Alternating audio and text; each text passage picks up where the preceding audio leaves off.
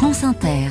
On passe à l'histoire du monde, Anthony Bellanger. Et depuis quelques jours, en fait, la mairie de Bologne en Italie s'inquiète pour ses tours médiévales. Elles sont à elles deux un des symboles les plus marquants de la capitale d'Émilie-Romagne, dans le nord de la péninsule. Elles, ce sont les tours Asinelli et Gallicenda, toutes deux construites au début du XIIe siècle, à quelques mètres l'une de l'autre. La plus haute affiche fièrement ses 97 mètres de haut.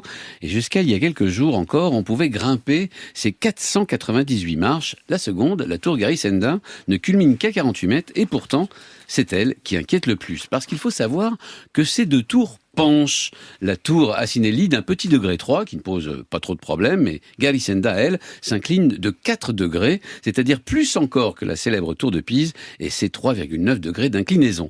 Or, depuis quelque temps, les chercheurs ont remarqué une torsion nouvelle à la base de la tour et des mouvements imperceptibles à l'œil nu, mais suffisamment inquiétants pour décider de fermer la place centrale à toute circulation. Et ça veut dire qu'elle est surveillée depuis longtemps, cette tour ? À vrai dire, quasiment depuis toujours. Elle penchait déjà 2 siècles après sa construction, au point que Dante la compare à hanter un géant colérique dans l'Enfer, le premier livre de la Divine Comédie. Mais depuis 2018, une batterie d'instruments de mesure y a été installée, des systèmes acoustiques, de la fibre optique, un GPS et un pendule à son fait, et même des capteurs pour surveiller la nappe phréatique qui vient lécher ses fondations.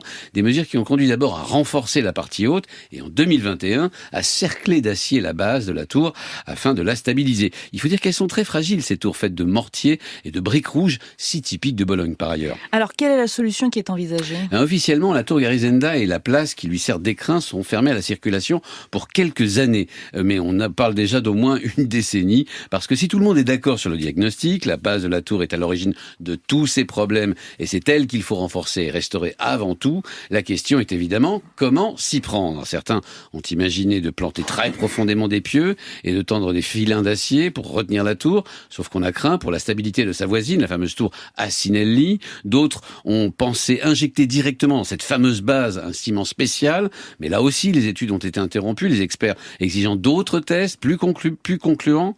Pour le moment, dans les 6 mois, la tour Gallicenda sera emmitouflée dans une gangue protectrice, histoire de prendre le temps de décider, ce qui signifie qu'il vous reste encore un peu de temps, mais pas beaucoup, pour voir sans emmaillotage les magnifiques tours jumelles penchées de Bologne. Et si vous n'arrivez pas à temps, eh bien vous pourrez toujours vous consoler avec leurs équivalents de Toscane, les 14 tours médiévales de San Gimignano.